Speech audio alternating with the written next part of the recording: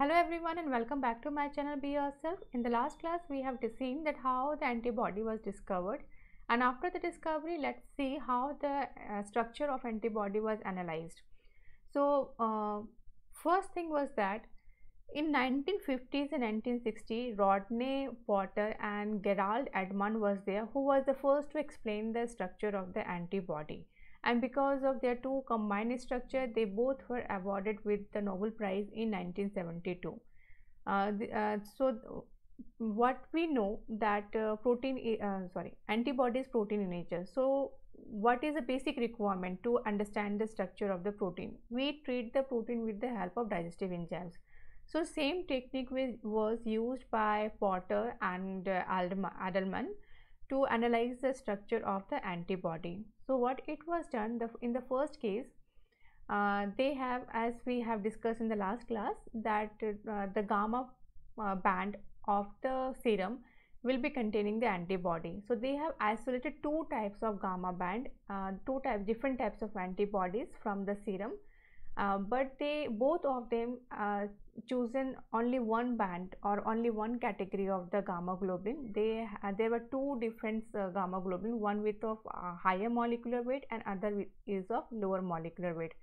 Both of them concentrated on the lower molecular weight, which was known as the immunoglobulin G, and they have treated this immunoglobulin G with the help of different digestive enzymes to analyze the structure of the antibodies. So firstly, Potter has treated the gamma globulin, this lower weight gamma globulin, with the help of digestive enzyme pepin. So when the pepin was treated on the or inoculated the antibody with the pepin, what they found that two Fab region was observed and two FC region was observed, though the weight was 150,000. So here, even if I will take it the twice of the Fab and twice of this one, we are not getting the exact weight, but still on that time it was acceptable. And they found that after treating with the pepin, this structure or the digested part or the bands they have got after treating with the pepin, they found that they do not have the property of binding with the antigens, but still the precipitation of the antigens, they were binding with the antigens but they were not able to precipitate, because to precipitate anything there is a requirement of the clumping. Why we say that there is a precipitation? When some molecules come together or aggregate together in a particular place, there we can observe the clumping of the molecules, which seems like that of the precipitate. That's why, as in this case, these two Fab region, why it is known as Fab region? Because this is the fragment of antigen binding site, Fab, while the other part, FC region, it is named so because on cold storage this part undergoes crystallization. That's why it is known as fragments of crystallization. So as these are crystallized at the low temperature, they can bind with the antigen but does not cause any precipitation. This was when they have treated with the pepin. Now later on, another scientist was there, Alfred Nizanov. They have treated the gamma globulin of the same molecular mass, 150,000. They have treated them with the pepsin. What they found on that, they found that another FC region was absent, because on treating with the pepsin, the FC region undergo fragmented into the small part. They were not recovered.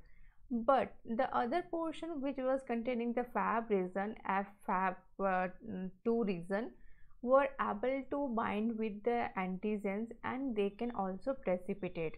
So they have found only one fragment of Fab which was of 100,000 molecular weight. Another thing was that in the case of pepin was quite non-specific, and whereas pepsin is quite specific. So pepin was being non-specific, they were treated for the very small time. Now next was that till now we came to know that there is a Fab region and FC region, but what actually it is or where the location is, it was still not clear. Then it was with the help of mercaptoethanol. When they have treated the mercaptoethanol, what they found, they found two different bands of the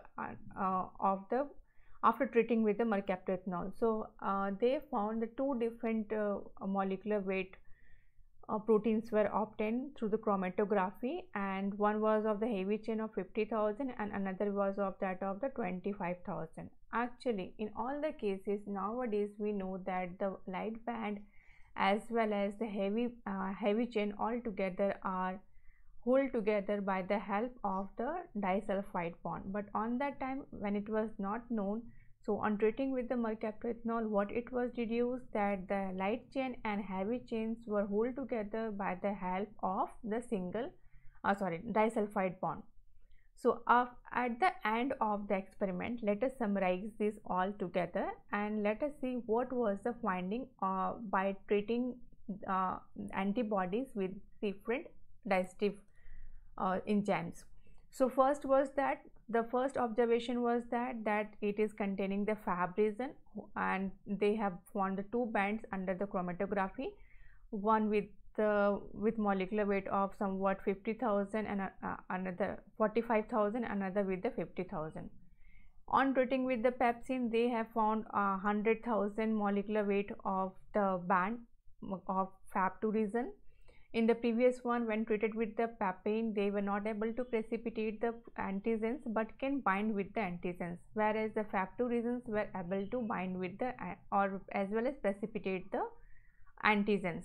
And Fc fragments were completely fragmented on when treated with the pepsin. And on treating with the mercaptoethanol, two bands were observed, one with the lighter molecular weight and one with the heavier molecular weight. On that basis, they were named as light chain and heavy chain. So till we have the concept, we have a concept that antibody is having a Fab region, antibody is having a Fc region, antibody is having a light chain, and antibody is having a light chain and antibody is having a heavy chain.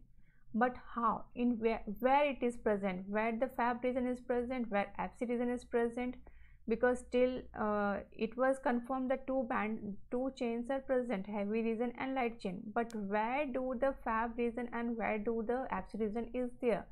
So to find out this, Porter has designed another experiment. What they did, they have isolated the anti-sera from the gut against the antibody of the rabbit. So obviously the antibody of rabbit will act as a antigen for the gut. So when antibody will be inoculated inside the gut, then what will happen? Antibody will be produced against this antibody which was of that of the rabbit. So on collecting the anti-sera or the antibody against this antibody of the rabbit, what it was analyzed that this anti-sera has the tendency to bind with the Fab region as well as the Fc region, but the Fab region or the fragment of antigen binding region were present in both light chain as well as in the heavy chain, whereas in the Fc region were associated with only the heavy chain. So now till now it was confirmed that the Fab region will be present on both light chain and heavy chain, whereas Fc region will be present only on the heavy chain. But still it is not clear that where it is present in the light chain and heavy chain, but where. It may be possible that if I have light chain and heavy chain, Fab region can be present here and here of the light chain and heavy chain, and Fc region will be present here in the heavy chain. It was still not clear. So to confirm the position of this Fab region and Fc region, there is a requirement of sequencing of the protein. So to completely analyze the structure of the antibody, there is a requirement to study the sequencing of the antibody. So in this class we have learned that we have roughly deduced that the antibody is containing Fab, Fc region and is consisting on the heavy chain and light chain.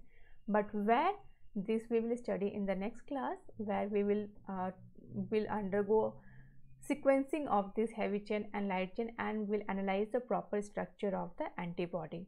So don't forget to subscribe and share my channel. Till then, goodbye and have a nice day.